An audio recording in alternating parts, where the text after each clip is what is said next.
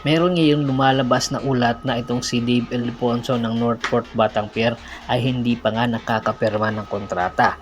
Bagamat hindi pa ito nakakapirma ng kontrata ay meron na itong agad nakabinbin na trade negotiation papunta sa Barangay Ginebra, San Miguel.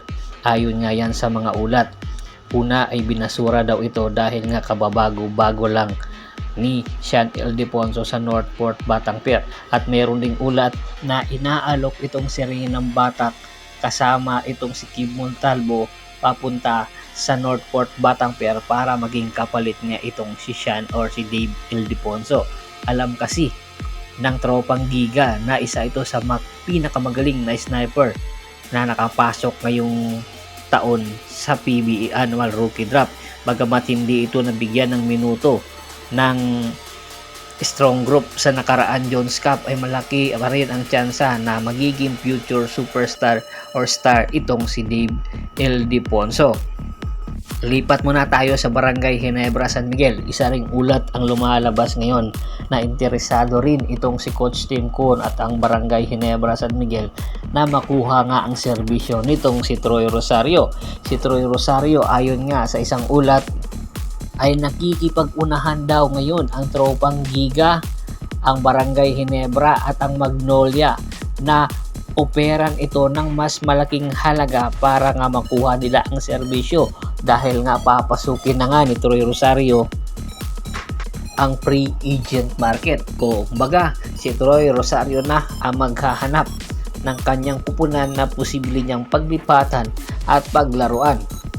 Malaking bagay itong si Troy Rosario sa kupunan na kanyang mapupuntahan, especially itong Barangay Ginebra, San Miguel.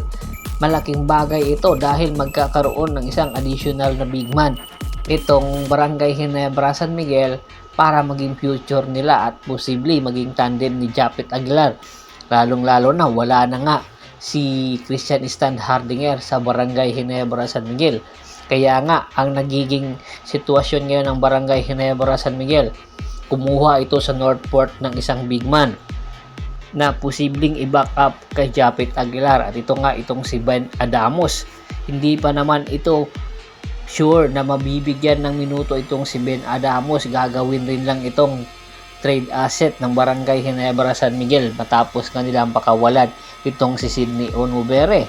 Sidney Onhubere nga nakuha rin ng Barangay Ginebra sa Northport at ngayon binabalik na naman sa Northport dahil nga hindi naman nila na talaga napapakinabangan.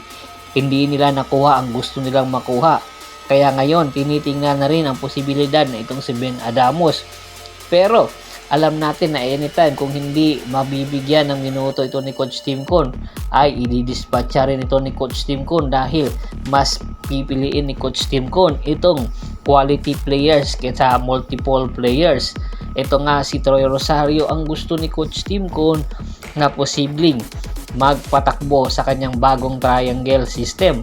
At alam natin itong si Troy Rosario ay kabisado niya na ang triangle system ni Coach Chat Reyes. Kunting adjustment na lang ito para sa Barangay Ginebra na system ay tiyak mapupulido agad ito ng Barangay Ginebra at tiyak mas lalong lalakas ang Barangay Ginebra, San Miguel kung sakasakaling si Troy Rosario ay pumirma sa barangay. At malaki rin ang tsansa na magbalik ito sa tropang Giga. Depende kay Troy Rosario. Kung ikaw si Troy Rosario, kung malaki ang offer ng tropang Giga sa iyo, kung gugustuhin mo at titingnan mo ang pera lang ang ipapatakbo mo, ay tiyak doon ka sa malaki ang offer. Pero meron din naman dignidad itong si Troy Rosario kasi nga pinakawalan na ito ng tropang Giga. Pag ikaw pinakawalan na tapos babalik ka pa ba sa kanila? Siyempre mas maganda doon ka na sa bago na posibleng magkampiyon ka.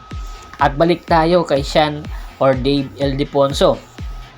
Itong si Dave Ildefonso nga ay 1 season lang or 1 conference lang ito sa Northport Batanguer at tuluyan ililipat ito sa Barangay Ginebra, San Miguel.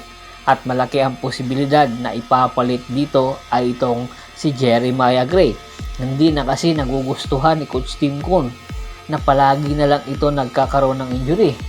Kung tinitingnan ni Coach Tim Cone ang history ng injury nitong si Jeremiah Gray ay parang nakatatlong ACL injury na ito. sa ganitong paraan ay hindi na maganda ang itatakbo ni Jeremiah Gray. Hindi na ito magbibigay talaga or hindi niya na maibibigay ang kanyang 100% performance sa team dahil nga tinitingnan ni Jeremiah Gray ang kanyang injury. Siyempre, kung ikaw ang mayroong injury, hindi ka mag-go hard talaga ng mag-go hard dahil alam mo anytime posibleng magbalik ang yung ACL injury. Kaya ang nakikita nga ni Coach Steve Con ay itong si Dave Ildefonso na isang 6'3", 6'4" na wingman na posibleng ito ang kinakailangan talaga ng Barangay Ginebra na sniper. Dahil nga alam ni Coach Steve Con na galing nga ito kay Coach Tal Baldwin system na kung saan maganda ang pagpapalaki at pagpapahinog ni Coach Tab Baldwin para sa nasabing player na ito na posibleng makatulong sa Barangay Ginebra San Miguel. Kaya aabangan natin kung matutuloy ba ito sa Barangay Ginebra San Miguel or mananatili ito sa Northport. Alam natin na karamihan sa Northport ay untouchable or pwedeng ilipat anytime sa kinakailangan na kupunan, especially ng SMC. Kung pwede ito mapunta sa Magnolia or sa San Miguel, pero malaki ang tsansa na ililipat talaga ito sa Barangay Ginebra San Miguel. Bago pa man natin tapusin ang ating kwentuhan, shout out muna tayo sa ating mga solid na followers na laging sumusuporta sa atin. Kay Kagawad Kat sa Kinudukusin ng Hagonoy, Bulacan, Ricky Lanza ng Ricky Rider TV ng Tansa, Cavite, Julius Roche, Ronald Bersobidad, Anthony Lucky Alon, at sa Lucky Alon family, Adrian Dulay, at sa Dulay family, Jan David Gulapa, Telemart Pangilinan, Ryan Pangilinan at Michael Pangilinan ng Apalit, Pampanga. Marami pong salamat sa walang sawa niyong pagsuporta. Pakibisita na rin po ng Facebook fanpage ko. Pakilike, pakipalo, pakishare. Ganun din po sa YouTube channel ko na Pulgoso, Hapris PH, TikTok channel ko na Percival Monteron channel. Pakisupport na po lahat. Pakilike, pakipalo po. Hanggang sa muling kwentuhan. Maraming salamat po.